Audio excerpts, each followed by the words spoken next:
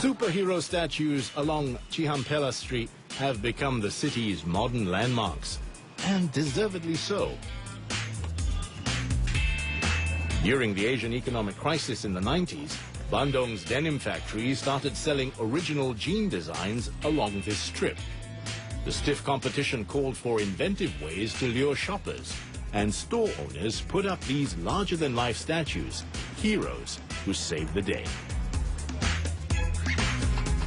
Now, Cihampela Street is thriving. It sells everything and anything. Bandung tidak punya sumber daya alam. Bandung hanya punya sumber daya manusia. Jadi, dari dulu semenjak kecil, sudah ditanamkan bagi masyarakat Bandung, kalau ingin hidup di Bandung, tidak menjadi benalu, dia harus punya jiwa entrepreneur. The people of Bandung always come up with interesting surprises and the most entrepreneurial ways, such as makeshift barber shops under the trees, or subcultures that invent a new business philosophy.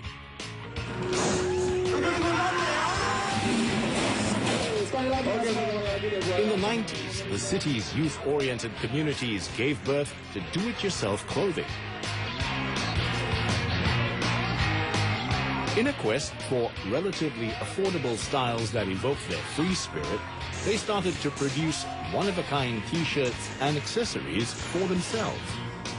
This redefinition of cool spread like wildfire and became big business. It also gave rise to Indonesia's distros.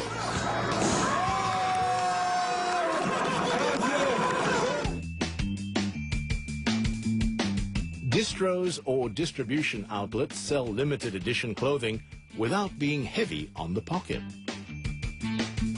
Uncle 347 is a pioneer in this independent fashion movement, famous for its graphic tees.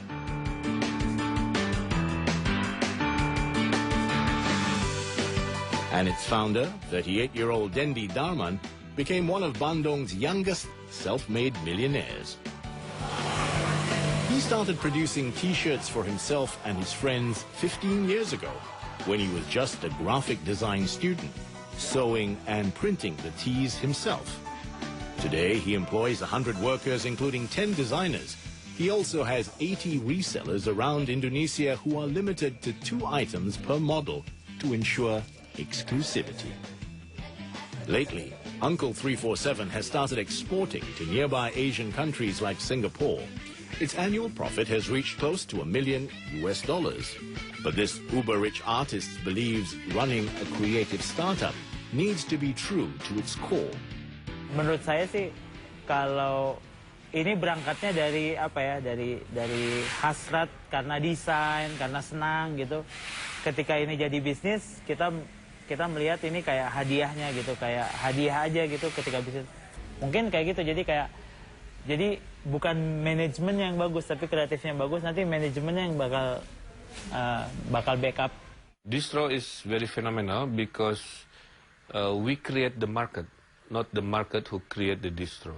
It means the young people of Bandung observe the trend, transform the trend into wearable or objects that they think the market will somehow interested. Today, there are more than 400 locally designed and locally produced brands in Bandung, and about 1,500 distribution outlets across Indonesia. And distros have been identified as an economic driving force in a blueprint to maximize Indonesia's creative industries.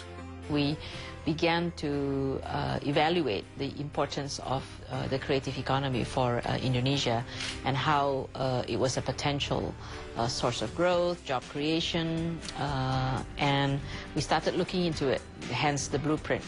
And we discovered that the economic contribution of the 14 subsectors or 14 creative industries that make up the creative economy in Indonesia contributed about 7% to GDP. So it's sizable, yeah? And it's contributing maybe around 10% of exports and about 7% to the absorption of the labor force. The Indonesia Creative Economy Blueprint 2009 to 2025, also known as Presidential Decree 6/2009, aims to increase the creative industry's contribution to the national GDP from the current 7% to 11% in the next 10 years. The grand vision is to make Indonesia a respective creative nation in the world by setting up an ecosystem for creative startups. The plan is being executed by the newly created Ministry of Tourism and Creative Economy, a sign of the country's seriousness of intent in boosting the economy through the combined power of small businesses. Just like Korea, I think, Korea is a good model because they started on this creative economy, I guess about 10, 15 years ago. And look at where K-pop and Korean films, look at where they are today, So I think we aspire in that direction, but it will need some concentrated effort. But, we have the advantage that we do have the large domestic market. Bandung is set to be the nation's leader in this endeavor. Already, it can boast of its exceptional strength as the only city in Indonesia performing well in 4 creative subsectors, namely fashion, music, culinary arts, and information technology. Bandung has the right kind, creates the right kind of conducive climate for creativity to develop. I think Bandung has a lot of potential because there are a lot of young people, there are a lot of educational institutions. And what's interesting about creative industries is that they tend to cluster and they work as communities. You will find them as communities, and then they are linked to each other. In 2007, Bandung's creative industries contributed 10.6% to its local GDP, or a whopping $535 million. And the statistics can only increase further as more entrepreneurs follow in the footsteps of Bandung's creative pioneers. Plaza Parahyangan runs a brisk business selling streetwear and is a popular wholesale distro center. With about 400 brands and 500 stalls under one roof, design is the all-important X factor in generating sales.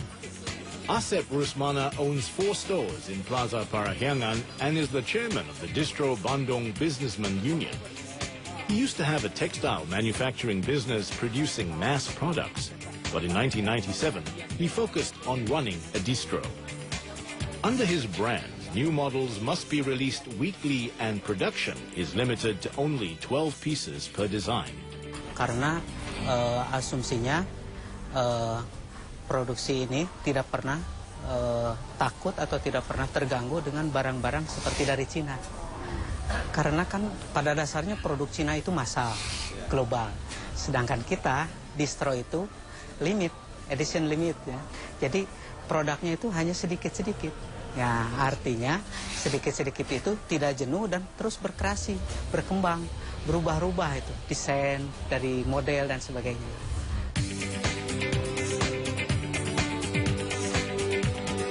An average shop in Plaza Parahyangan employs 20 to 25 workers and can earn a monthly profit of about $6,600. That's a total of 10,000 jobs and a collective income of $3 million per month. Distros are the pride of Bandung.